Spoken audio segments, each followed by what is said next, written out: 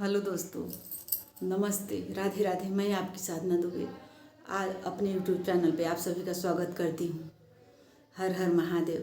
दोस्तों, आज आप लोगों के सामने एक छोटा सा सोहर गीत लेके आई हूँ, ननद और भाभी का नोक-झोंक।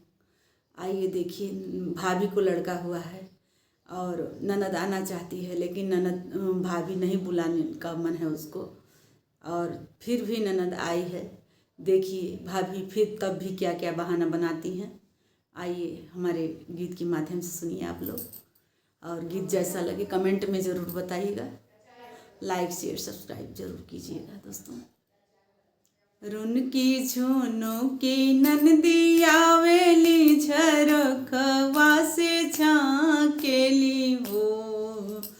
रुनकी झुनो की नंदी आवेली झरखवा से झाँकेली हो। भौजी तनी एक रोटिया खियाव तू त भूखिया मिटाई देती हो। भौजी तनी एक रोटिया खियाव तू त भूखिया मिटाई लेती हो। भौजी तनी एक रोटिया खियाव तू त भूखिया मिटाई लेती हो। चौका त मोरी नंदी फूटी गईले बेलना जे टूटी गईले हो। चौका त मोरी नंदी फूटी गईले बेलना जे टूटी गईले हो। नंदी गेहुआ में लगी गईले घून त रोटिया सपन भइल हो। नंदी गेहुआ में लगी गईले घून त रोटिया सपन भइले हो। नंदी गेहुआ में लगी गईले घून त रोटिया सपन भइल हो। चौका त मोरी नंदी फूटी गईले बेलना जे टूटी गईले हो। नंदी गेहुआ में लगी गईले घून त रोटिया सपन भइले हो। नंदी गेहुआ में लगी गईले घून त रोटिया सपन भइल हो। रुनकी झुनो की नंदी आवेली झरखवा से झाँकेली हो।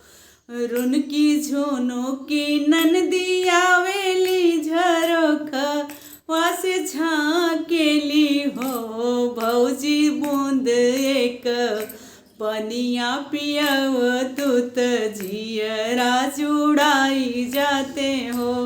भौजी बूंद एक पनिया पियाव तू त जियरा जुड़ाई जाते हो। भौजी बूंद एक पनिया पियाव तू त जियरा जुड़ाई जाते हो। घड़िला त मोरी नंदी फूटी गईले ढक्कन टूटी गईले हो। घड़िला त मोरी नंदी फूटी गईले ढक्कन टूटी गईले हो। नंदी कुआना त गईले झुराई हाँ पनिया सपन भइले हो। नंदी कुआना जे गईले झुराई त पनिया सपन भइले हो। घड़िला त मोरी नंदी फूटी गईले ढक्कन टूटी गईले हो। नंदी कुआना त गईले झुराई त पनिया सपन भइले हो। नंदी कुआना त गईले झुराई त पनिया सपन भइले हो। रुनकी झुनो की नंदी आवेली झरखवा से झाँकेली हो। रुनकी झोनो की नंदी आवेली झरोख वास झाँकेली हो। भौजी बूंद एक पनिया पियव दूत जियरा जुड़ाई जाते हो। भौजी बूंद एक पनिया पियव दूत जियरा जुड़ाई जाते हो।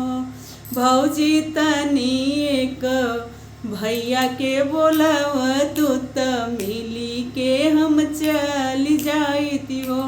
भौजी तनी एक भैया के बोलव दूत मिली के हम चल जाती हो। भैया त नंदी तोहरे हाट गईले अउरी बाजार गईले हो। भैया त नंदी तोहरे हाट गईले अउरो बाजार गईले हो। नंदी भैया तोहरा आजू नाही आई है ससुरवा आपन चली जा तू हो। नंदी भैया तोहरा आजू नाही आई है ससुरवा आपन चली जा तू हो। रुनकी झोनो की नंदी आवेली झरोखवा से झाँकेली हो। भौजी तनी एक भैया के बोलव दूत मिली के हम चल जाती हो। भौजी तनी एक भैया के बोलव दूत मिली जुली चल जाती हो। धन्यवाद दोस्तों। यह सोहर गीत ननद और भाभी का कैसा लगा कमेंट में प्रयास जरूर दीजिएगा। आपका एक छोटा सा कमेंट हमारा बहुत मनोबल बढ़ाता है दोस्तों।